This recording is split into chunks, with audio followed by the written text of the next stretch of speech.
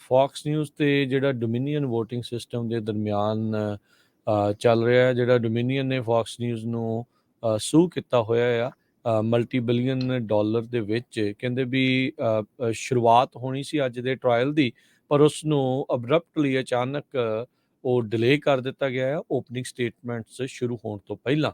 Fox news ਹੁਣ out of court trial ਤੋਂ ਬਗੈਰ ਸੈਟਲ ਕਰਨ ਦੀ ਜਿਹੜੀ ਉਹ ਕੋਸ਼ਿਸ਼ ਕਰ ਰਿਹਾ ਆ, ਕਿਉਂਕਿ ਇਹ ਝੂਠ ਬੋਲਦੇ ਫੜੇ ਗਏ ਆ। ਜੋ ਟਰੰਪ ਹੋਣਾ ਨੇ ਝੂਠ ਬੋਲਿਆ ਆਪਣੀਆਂ ਇਲੈਕਸ਼ਨ ਨੂੰ ਜਿਹੜਾ ਉਹ ਲੈ ਕੇ, ਉਹੀ ਝੂਠ ਨੂੰ ਇਹਨਾਂ ਨੇ ਆਪਣੇ ਸਰੋਤਿਆਂ ਤੱਕ ਹੱਥ ਦੇ ਮੋਰੇ ਪੋਜੀਸ਼ਨ ਵਿੱਚ ਉਹ ਸਾਰੀਆਂ ਚੀਜ਼ਾਂ ਮੰਨਦੇ ਰਹੇ ਆ, ਤੇ ਹੁਣ ਕਹਿੰਦੇ ਆ ਵੀ ਟਰਾਇਲ ਦੇ ਵਿੱਚ ਸ਼ਾਇਦ ਨਾ ਜਾਵੇ ਤੇ ਆਊਟ ਆਫ ਕੋਰਟ ਸੈਟਲਮੈਂਟ ਬਾਰੇ ਸੋਚ ਰਹੇ ਸੀਗੇ। ਪਰ ਇਹ ਹੁਣ ਡੋਮਿਨੀਅਨ ਵੋਟਿੰਗ ਸਿਸਟਮ ਦੇ ਉੱਤੇ ਹੋਊਗਾ ਵੀ ਉਹ ਇਸ ਮੁੱਦੇ ਨੂੰ ਅੱਗੇ ਤੱਕ ਕਿੱਥੇ ਲੈ ਕੇ ਜਾਂਦੇ ਆ। ਅਜੇ ਤੱਕ ਜਿਹੜੇ ਜੱਜ ਜਿਨ੍ਹਾਂ ਦੀ ਅਦਾਲਤ ਵਿੱਚ ਇਹ ਟਰਾਇਲ ਸ਼ੁਰੂ ਹੋਣਾ ਸੀ, ਉਹਨਾਂ ਨੇ ਕੋਈ ਸਟੇਟਮੈਂਟ ਜਾਰੀ ਨਹੀਂ ਕੀਤੀ ਵੀ ਡਿਲੇ ਜਿਹੜਾ ਆ ਉਹ ਕੇਸ ਕੰਮ ਨੂੰ ਹੋਇਆ ਆ।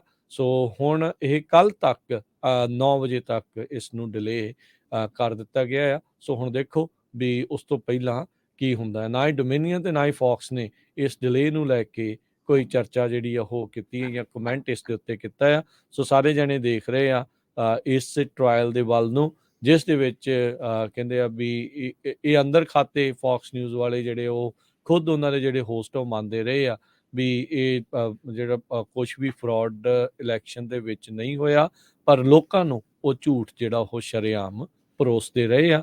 ਤੇ ਡੋਮਿਨੀਅਨ ਇਸ ਚੀਜ਼ ਦੇ ਪਿੱਛੇ ਉਹਨਾਂ ਦੇ ਉੱਤੇ ਜਿਹੜਾ ਉਹ ਆਇਆ ਆ, ਤੇ ਫਾਈਨੈਂਸ਼ੀਅਲੀ ਕਾਫੀ ਹਿੱਟ ਹੋ ਸਕਦੇ ਆ ਫੌਕਸ ਨਿਊਜ਼ ਵਾਲੇ ਜੇ ਗੱਲਾਂ ਜਿਹੜੀਆਂ ਉਹ ਸਾਬਤ ਕੋਰਟ ਦੇ ਵਿੱਚ ਟਰਾਇਲ 'ਚ ਹੋ ਜਾਂਦੀਆਂ ਆ।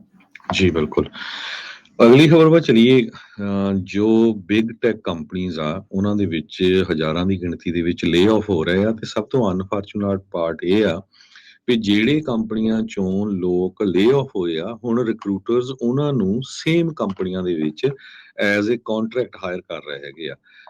ਇੱਦਾਂ ਦਾ ਇੱਕ ਆਰਟੀਕਲ ਜਿਹੜਾ ਉਹ ਛਪਿਆ ਹੈਗਾ ਆ ਸਿਆਟਲ ਤੋਂ, ਸਿਆਟਲ ਟਾਈਮਸ ਨੇ, ਵੀ ਕਿਸ ਤਰ੍ਹਾਂ ਜਿਹੜੀਆਂ ਵੱਡੀਆਂ ਕੰਪਨੀਆਂ ਚਾਹੇ ਉਹ ਐਮਾਜ਼ੋਨ ਆ, ਮਾਈਕਰੋਸਾਫਟ ਆ, ਉਹਨਾਂ ਨੇ ਪਿਛਲੇ ਦਿਨਾਂ ਦੇ ਵਿੱਚ 27,000 ਐਮਾਜ਼ੋਨ ਨੇ ਲੇ ਆਫ ਕੀਤੇ ਨਵੰਬਰ 'ਚ, ਮਾਈਕਰੋਸਾਫਟ ਨੇ ਜਿਹੜਾ ਆ 10,000 ਇਸ ਸਾਲ ਲੇ ਆਫ ਕੀਤੇ, ਤੇ ਹੁਣ ਉਹੀ EMPLOYੀਆਂ ਨੂੰ ਜਿਹੜੇ ਥਰਡ ਪਾਰਟੀ ਰਿਕਰੂਟਰਸ ਆ ਉਹ ਹਾਇਰ ਕਰ ਰਹੇ ਆ ਐਜ਼ ਏ ਕੰਟਰੈਕਟ ਵਰਕਰ।